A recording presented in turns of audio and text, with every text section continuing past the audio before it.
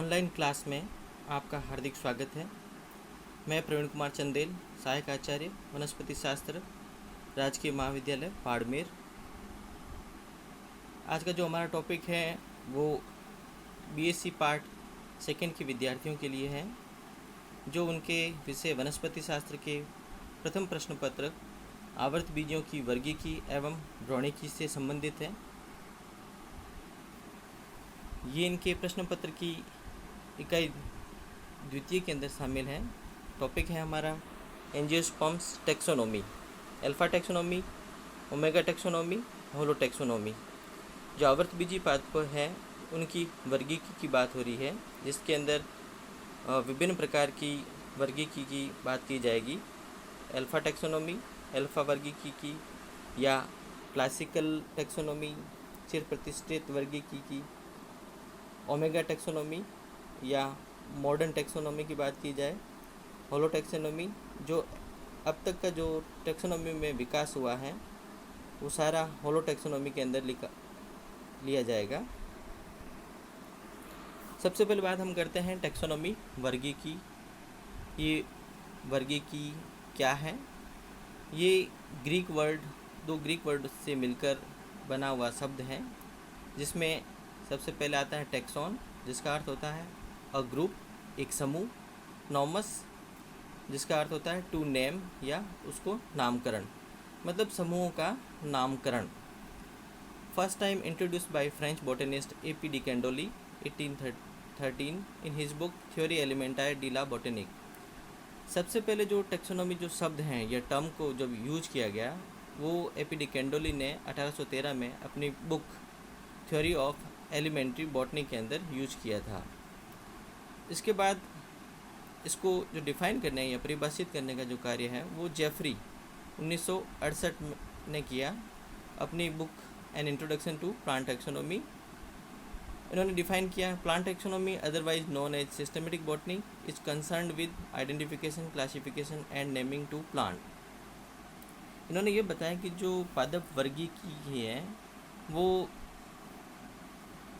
वर्गीकरण वनस्पति विज्ञान कहलाती है, जब इसके साथ में अगर हम बात करें कि पहचान, वर्गीकरण और नामकरण को जोड़ दिया जाता है। अर्थात ये कह सकते हैं कि पादपों के पहचान, वर्गीकरण एवं नामकरण के अध्ययन करने की वनस्पति विज्ञान की एक शाखा है taxonomy वर्गीकी।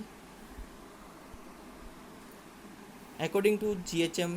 Lawrence 1951, taxonomy is the branch of botany which deals with the identification, nomenclature and classification of the plant. अगर हम लॉरेंस की बात करें कि उन्होंने 1951 में टैक्सोनॉमी को किस प्रकार से परिभाषित किया, तो उन्होंने कहा कि पादपों के पहचान, नामकरण तथा वर्गीकरण का जो अध्ययन वनस्पति विज्ञान की जिस शाखा में किया जाता है उसको हम टैक्सोनॉमी या वर्गीकी कहते हैं। Identification, placing of new plant in previously described group. पहचान क्या होती है उसके बारे में बात कर रहे हैं कि किसी भी नए पौधे को पहले से जो डिस्क्राइब किया हुआ ग्रुप है उसके अंदर शामिल करना, उसको आइडेंटिफिकेशन कहलाता है।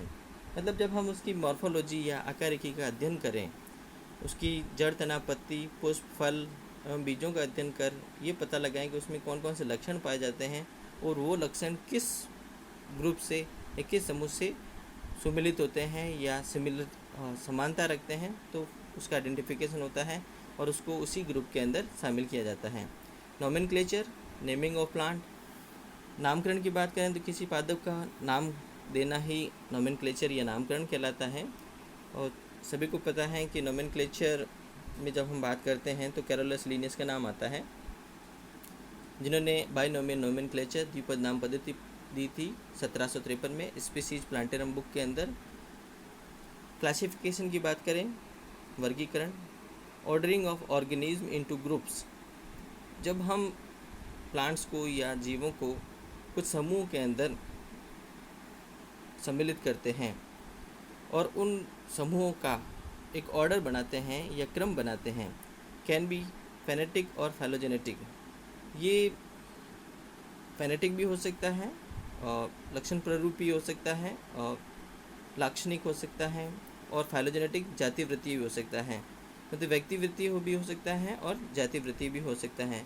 फेनेटिक फिनोटाइप से लिया गया वर्ड है, मतलब इनके लक्षणों के ऊपर आधारित जो क्लासिफिकेशन है, और जैसे नेचुरल क्लासिफिकेशन सिस्टम है। और फाइलोजेनेटिक जातिवृत्तीय है। Broad subject of plant taxonomy, अगर हम पादप वर्गीकी के विषय वस्तु की बात करें कि इसमें किस किस चीज़ों को शामिल किया जाना चाहिए, तो इसमें 4 ऐसी वस्तुएं या थिंग्स हैं जिनको हम इंक्लूड करेंगे इसके अंदर। सबसे पहले आता है सिस्टमेटिक बॉटनी, वर्गीकरण वनस्पति विज्ञान। It is a fact finding discipline. ये जो शाखा की बात करें, ये ब्रांच की बात करें, जिसमें हम उन चीज़ों को शामिल करेंगे जैसे हमने किसी का एक्सप्लोर किया, अध्ययन किया है, तो जिससे जो फैक्ट या हमें स्टेटमेंट मिले हैं तो उनको हम शामिल करते हैं। तो फैक्ट फाइंडिंग डिसिप्लिन है। Systematic description of the plants specially on the basis of their morphology is main the object of systematic botany. अगर हम इसमें देखा जाए तो हम किसी भी पादप को जब देखते हैं तो सबसे पहले हम उसके आकारिकी का पूरा डिस्क्रिप्शन या वर्णन करें, जो इसमें सिस्टमेटिक बॉटनी या वर्गीकरण वनस्पति विज्ञान में शामिल करने का उनका मुख्य उद्देश्य या मेन ऑब्जेक्ट है सिस्टमेटिक बॉटनी का। इन मॉडर्न टाइम्स अगर हम आज की बात करें तो factual information from other branches of botany is also collected.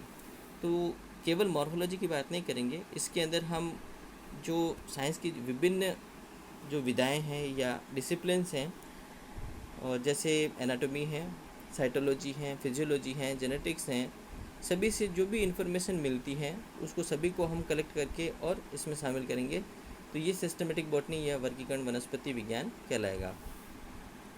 जो दूसरा इसका मेन डिसिप्लिन है वो है द टेक्सोनोमिक सिस्टम। जो वर्गीकरण का जो सिस्टम है, ये तंत्र है, उसको कैसे विकसित किया जाए। The factual information about the characterization of plant collected under systematic botany is utilized to frame. जो फर्स्ट जो डिसिप्लिन है सिस्टमेटिक बॉटनी, उससे जितनी भी इन्फॉर्मेशन मिल रही है उन सभी इन्फॉर्मेशन को हम कलेक्ट करके और एक फ्रेम के अंदर या किसी पर्टिकुलर फ्रेमिंग करें हम उसकी, तो वो क्या कहलाएगा, टेक्सोनोमिक सिस्टम कहलाएगा या वर्गीकरण का तंत्र कहलाएगा। इसमें जब सबसे पहले बात करें taxonomic concept of plant groups, species, genera, तो सबसे पहले हम जो विभिन्न पादप समूह हैं उनके जो वर्ग के संकल्पना की बात करें, जैसे स्पेसीज कॉन्सेप्ट, जाति संकल्पना, जेनरा या जीनस कॉन्सेप्ट, वन संकल्पना, उनकी बात करेंगे। सेकेंड बात करें concept of the evolutionary sequences of characters. विभिन्न लक्षणों की अगर हम उद्विकासीय क्रम देखें तो उनकी जो संकल्पना है या उनका जो सिद्धांत है उसको शामिल किया जाए। व्हाट कैरेक्टर्स आर प्रिमिटिव, कौन से जो लक्षण हैं वो इसमें आद्य है। व्हाट आर ट्रांजिशनल, और कौन से जो बीच की कंडीशन में है, नहीं तो वो प्रिमिटिव हैं और नहीं वो एडवांस हैं। एंड व्हाट आर एडवांस, और कौन से कैरेक्टर सबसे प्रागत हैं। तीसरी जो चीज़ हम शामिल करते हैं टेक्सोनोमिक सिस्टम में वो है classification and arrangement of taxa in some scheme और द अदर। जो हमें टेक्सा या वर्गक मिल जाते हैं उनको हमें विभिन्न प्रकार से स्कीम से या किसी अन्य प्रकार से उसको अरेंज करना है, व्यवस्थित करना है और उसका वर्गीकरण का निर्माण करना है। और सबसे जो लास्ट में है फोर्थ डिस्क्रिप्शन ऑफ टेक्सा और फाइटोग्राफी। जो भी वर्गक हम दे रहे हैं उसका वर्णन किया जाए, ये इसके अंदर शामिल किया जाएगा टेक्सोनोमिक सिस्टम के अंदर। जो तीसरा जो डिसिप्लिन इसमें शामिल करते हैं वो है नोमेनक्लेचर, नामकरण।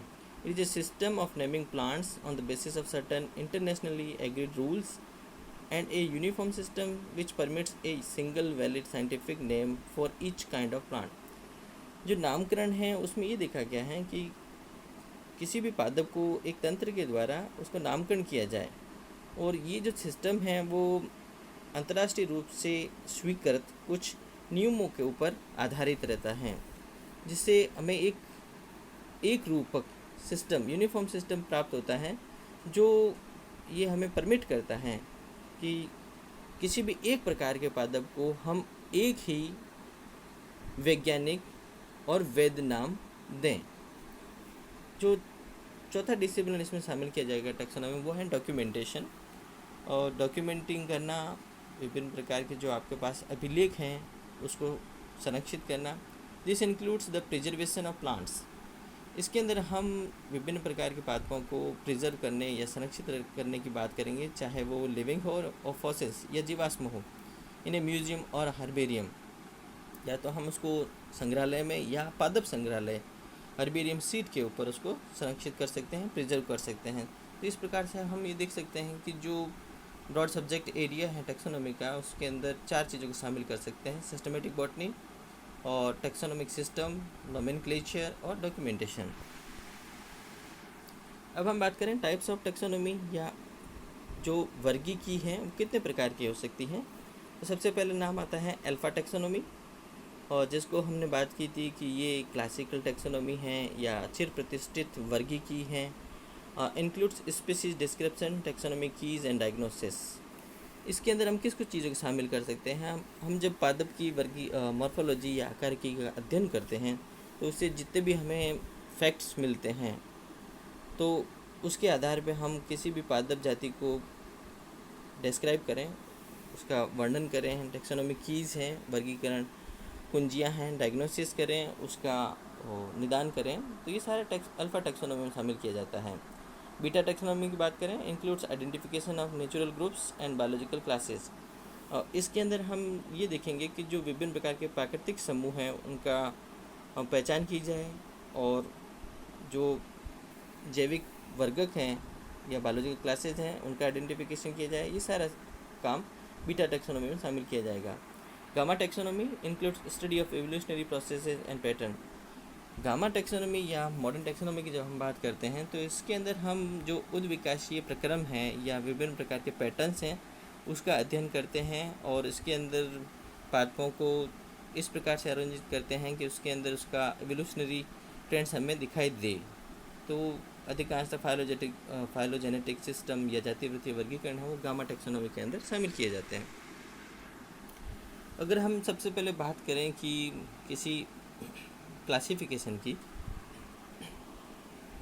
तो जीवों के जो सबसे पहला जो क्लासिफिकेशन मिलता है हमें लिटरेचर के अंदर, साहित्य के अंदर, वो 2000 ईयर्स एगो, 2000 साल पहले की बात होती है।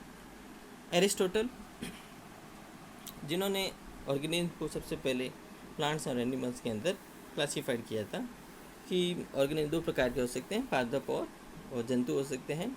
मॉडर्न बायोलॉजिकल क्लासिफिकेशन, अगर हम बात करें आधुनिक जो जैविक वर्गीकरण है वो दिया कैरोलस लीनियस ने, और जिनका पुराना नाम कार्ल वाल लीने था, और बाइनोमियल नोमेनक्लेचर के कारण इन्होंने भी अपना नाम 2 शब्दों से मिलकर बना दिया, कैरोलस लीनियस। डेवलप्ड हायरार्की और रैंकिंग सिस्टम, इन्होंने एक वरीयता क्रम वाला तंत्र विकसित किया जिसमें हम हायरार्की की बात करते हैं।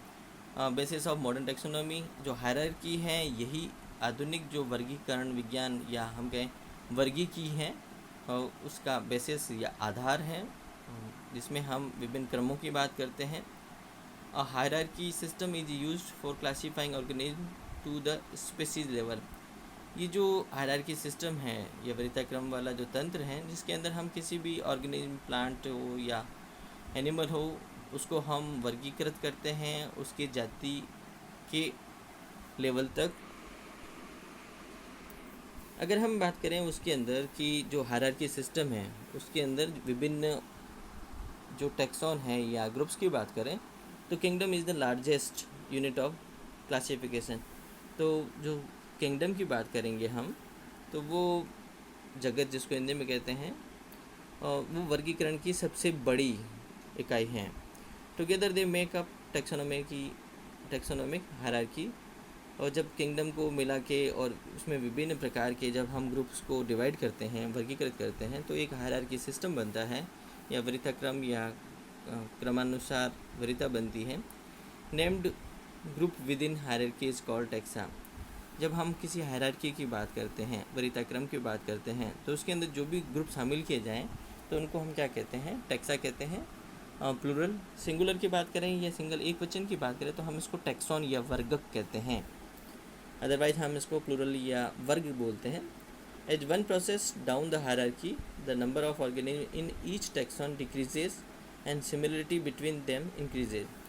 अगर हम हायरार्की में नीचे की तरफ जाएं एक प्रक्रम के अंदर, तो हम ये देखेंगे कि जो विभिन्न प्रकार के जीव हैं वो प्रत्येक समूह के अंदर या टैक्सोनॉमी वर्ग के अंदर कम होते जाएंगे, लेकिन इनके बीच में जो समानता है वो अधिक बढ़ती जाएगी।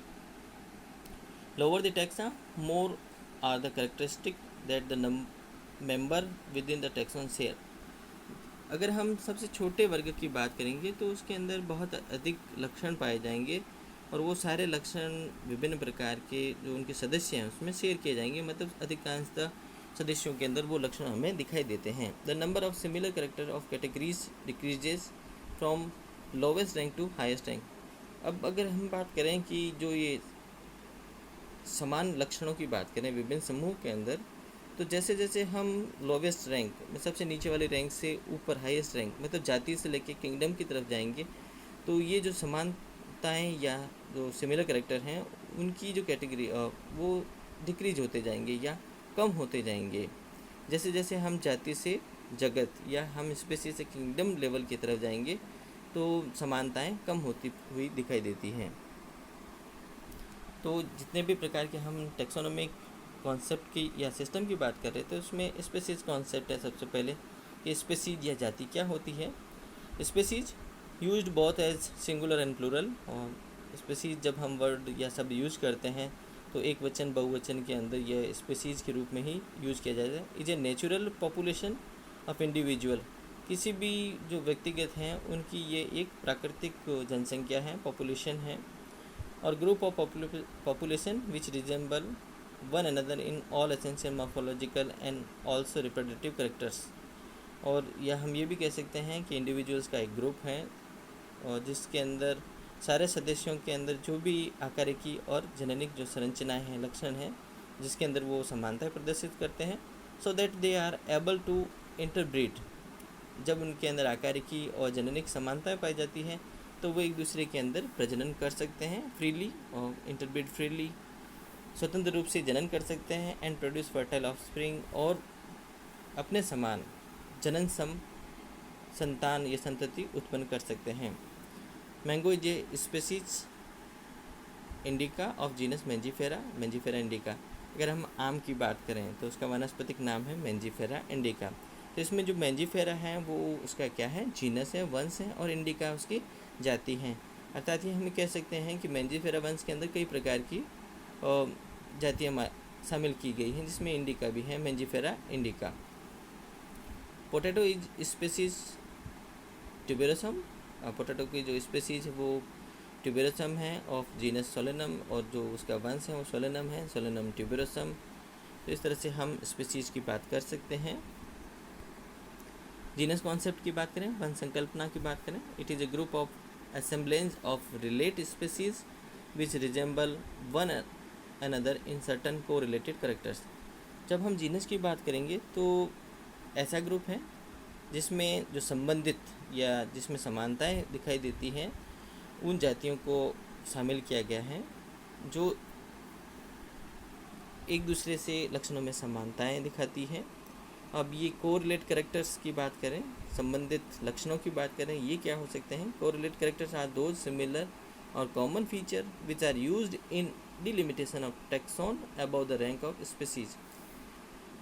ये जो संबंधित कैरेक्टर हैं वो जब हम बात कर रहे हैं तो जो जाति लेवल है उससे ऊपर के, या हम कहें जाति लेवल से ऊपर का जो भी ग्रुप है उसका सीमांकन, डिलिमिटेशन सीमांकन करता है कि वो कैरेक्टर उस पर्टिकुलर टैक्सॉन या ग्रुप के अंदर पाए जाते हैं।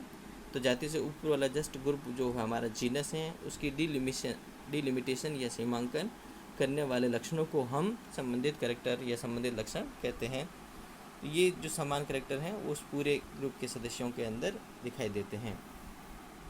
All the species of genus are presumed to have evolved from a common ancestor.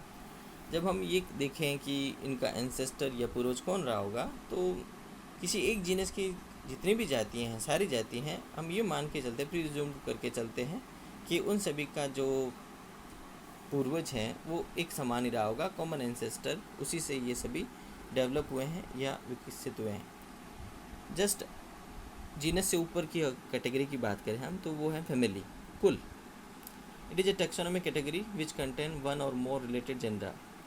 ये एक वर्गीकरण समूह है जिसके अंदर हम जो संबंधित वंशों को शामिल करते हैं जिसमें समानताएं प्रतीत होती हैं। All the genera of family have some common feature और कोरिलेटेड कैरेक्टर। जब हम कोरिलेटेड कैरेक्टर या संबंधित लक्षणों की बात करें तो फैमिली के अंदर भी उन वंशों को या जेंडर को शामिल किया जाता है जिनमें वो संबंधित कैरेक्टर पाए जाते हैं, ये समान लक्षण पाए जाते हैं। They are separable from genera of a related family by important and characteristic difference in both vegetative and reproductive feature. अगर हम एक फैमिली को दूसरी फैमिली से अगर सेपरेट कर रहे हैं जिसके अंदर विभिन्न प्रकार के जेंडर पाए जा रहे हैं तो वो कुछ कैरेक्टर्स होते हैं जो लक्षण होते हैं, उसके आधार पर हम दो फैमिलियों को अलग करते हैं। इसी प्रकार से अगर हम एक ही फैमिली के जो भी वंश हैं उन सभी को अलग कर रहे हैं तो उनके अंदर कुछ ऐसे कैरेक्टर्स पाए जाते हैं जो कायिक भी हो सकते हैं और जननिक हो सकते हैं, जिनमें अंतर के कारण ही हम उनको अलग जेंडर या अलग अलग वंश का नाम दे रहे हैं, लेकिन वो एक दूसरे से संबंधित हैं और एक ही फैमिली के अंदर या एक ही कुल के अंदर शामिल किए गए हैं। दस द जेंडर ऑफ पोटैटोज़, अगर हम आलूओं के वंश की बात करें तो वो सोलेनम है। एंड टोमेटोज, टमाटर के वंश की बात करें तो lycopersicon are included in family solanaceae. तो ये सभी दोनों जीनस एक ही कुल सोलेनेसी के अंदर शामिल किए गए हैं क्योंकि इसमें कुछ डिफरेंसेस पाए जाते हैं, लेकिन डिफरेंसेस के कारण इनको वंश अलग अलग दिए गए नाम, लेकिन समानताओं के कारण दोनों वंशों को एक ही कुल सोलेनेसी के अंदर शामिल किया गया है। कुल से ऊपर अगर हम बात करें, फैमिली से ऊपर, तो बात आती है टैक्सॉन ऑर्डर की या गण की। The category includes one or more related families, और एक या अधिक संबंधित जो भी कुल हैं उसको हम इसके अंदर शामिल करते हैं। Thus the family Solanaceae is placed in the order Polymonaceae along with four other related family Convolvulaceae, Boraginaceae, Hydrophyllaceae and Polymonaceae। तो हम ये देख सकते हैं कि जो हमने सोलेनेसी कुल की बात की उसको हम एक ऑर्डर पॉलीमोनियल्स के अंदर शामिल करते हैं, और इसके साथ में पॉलीमोनियल्स के अंदर कन्वोल्वुलेसी हैं, बोरोजेनेसी हैं, हाइड्रोफिलेसी और पोनिमोलियस, चार और कुल हैं उसके साथ में सोलेनेसी को शामिल किया गया है ऑर्डर पॉलीमोनियल्स के अंदर। क्लास की बात करें, वर्ग, अ class is made of one or more related orders, एक से अधिक संबंधित गणों को हम एक क्लास के अंदर शामिल करते हैं, एक क्लास का निर्माण करते हैं। फॉर एग्जांपल, उदाहरण की बात करें, क्लास डाइकोटिलिडनी, द्विबीजपत्री की बात करें वर्ग की, डाइकोटिलिडन्स बोल सकते हैं, डाइकोटिलिडनी बोल सकते हैं। और flowering plants contain all dicot, ऐसा ग्रुप है पुष्पीय पादपों का जिसके अंदर द्विबीजपत्रों को शामिल किया गया है। Which are grouped into several order. अब वैसे इनके अगर ऑर्डर की बात करें तो खूब सारे ऑर्डर हैं, जैसे रोजेल्स, पेसिफ्लोरल्स, पॉलीमोनियल्स, एपिंडेल्स, रेनल्स। तो सभी प्रकार के ग्रुपों को, ऑर्डर्स को, गणों को हम एक ही क्लास के अंदर शामिल कर रहे हैं क्योंकि इसमें कुछ लक्षण समान प्रतीत होते हैं। जैसे द्विबीजपत्र, इसमें दो डाइकोट पाए जाते हैं, 2 कोटिलिडन्स आर प्रेजेंट। क्लास से ऊपर जब हम हायरार्की में चलते हैं तो आता है आपका डिवीजन या प्रभाग। It is a category higher than that of class. ये जो कैटेगरी है, ये समूह है जो क्लास से ऊपर का ग्रुप है जिसको हम डिवीज़न कह रहे हैं। The term division is commonly employed for plants. अगर डिवीज़न जब शब्द हम यूज़ कर रहे हैं तो केवल ये प्लांट क्लासिफिकेशन या पादप वर्गीकरण में शामिल किया जाता है, क्योंकि जंतुओं के अंदर हमने ये देखा है डिवीज़न नहीं, हम उसकी जगह फाइलम या संघ को यूज करते हैं। A division is form of one or more classes. जब हम डिवीज़न की बात करें तो डिवीज़न किससे बना होता है? एक या अधिक वर्ग से मिलकर बना होता है। Class dicotyledonae and monocotyledonae are included in division spermatophyta along with gymnospermae. तो हम ये देखते हैं कि स्पर्मेटोफाइटा जिसमें बीजों का निर्माण होता है, spermos and phyton, plant possesses, seed, तो वो बीजीय पादपों की बात कर रहे हैं। तो उसके अंदर हम एक ग्रुप या डिवीज़न की बात करें कि स्पर्मेटोफाइटा के अंदर हम कौन कौन सी क्लास शामिल कर रहे हैं। डाइकोटिलिडनी भी शामिल है, एक द्विबीजपत्री, और मोनोकोटिलिडनी एक बीजपत्री भी शामिल है। साथ में इसमें जिम्नोस्पर्मी या अनावृत बीजी पादपों को भी शामिल किया गया। सबसे अंत में बात करें, जो सबसे टॉप कैटेगरी है जिसको हम किंगडम कह रहे हैं, it is a category higher than that of division. ये जो कैटेगरी है वो डिवीज़न से ऊपर की कैटेगरी है और ऑलमोस्ट हम ये कहते हैं कि ये सबसे सुपीरियर कैटेगरी है। It is the highest taxonomy category, ये सबसे उच्चतम वर्ग है। All plants are included in kingdom plantae. जब हम बात करते हैं कि सभी जो प्लांट्स हैं उनको हम कौन से किंगडम में शामिल करते हैं, प्लांटी के अंदर, चाहे वो थैलोफाइट्स हो और एल्गी और फंजाई हो, जिसमें प्लांट बॉडी थैलोइड होती है, पादप शरीर थैलसनुमा होता है। Not differentiated in root, stem and leaf, जिसमें जड़, तना, पत्ती का विभेदन नहीं पाया जाता है। ब्रायोफाइट्स हैं, ब्रायोन, मॉसेस, डेलिकेट प्लांट्स हैं, टेरिडोफाइट्स फेदरी प्लांट्स हैं, एंड स्पर्मेटोफाइट्स बीजीय पादप हैं। तो सारों को हमने किस में शामिल किया है, ग्रुप किंगडम प्लांटी के अंदर। बायोलॉजिकल स्पीसीज कॉन्सेप्ट की बात करें तो अर्नेस्ट मेयर ने ये कॉन्सेप्ट दिया था, जो जैविक जाति संकल्पना है। Species are groups of interbreeding natural population that are reproductively isolated from other such groups. हम स्पीसीज किसे कह रहे हैं, वो हैं कि ऐसा ग्रुप है जिसमें जो प्राकृतिक जनसंख्या है, पॉपुलेशन है, समष्टि है, प्राकृतिक समष्टि है, उसके अंदर अंतःप्रजनन इंटरब्रीडिंग होती है। लेकिन वो जो दूसरे टाइप के ग्रुप हैं या इसी प्रकार के अन्य ग्रुप हैं उससे जेनेरिक रूप से आइसोलेट हैं या अलग हैं। Two organism breed within the species. अगर हम एक ही स्पीसीज़ की बात करते हैं तो उसके अंदर दो ऑर्गेनिज्म अगर हैं तो वो ब्रीड करते हैं, जनन करते हैं। जीन की बात करें तो gene are pass to offspring. जो जीन्स हैं वो संतति के अंदर पास होते हैं। Process is repeated. जब हम बात करें कि संततियों की बात करते हैं तो ये प्रोसेस रिपीटेड होता है संतति से उसकी संतति में। Gene are constantly shuffled around the species. जब हम स्पीसीज़ के अंदर ही बात कर रहे हैं तो सारे जीन सफल्ड होते रहते हैं अपनी संततियों के अंदर और एक पूल का निर्माण करते हैं जिसको हम जीन पूल कहते हैं। This said gene pool gives species it's identity. और जीन पूल के कारण ही एक जाति को उसकी आइडेंटिटी या पहचान मिलती है। तो एक जाति का एक जीन पूल होता है वो एक निश्चित होता है। क्रिप्टिक स्पीसीज़ की बात करें तो species very similar morphologically but reproductively isolated. Cryptic species हम उनको कहेंगे जब जातियाँ ऐसी हैं जिसमें आकार की लक्षण तो समान प्रतीत होते हैं लेकिन वो जननिक रूप से उसमें जनन नहीं पाया जाता है, आइसोलेट होती हैं, अलग होती हैं। सब स्पीसीज़ की बात करेंगे।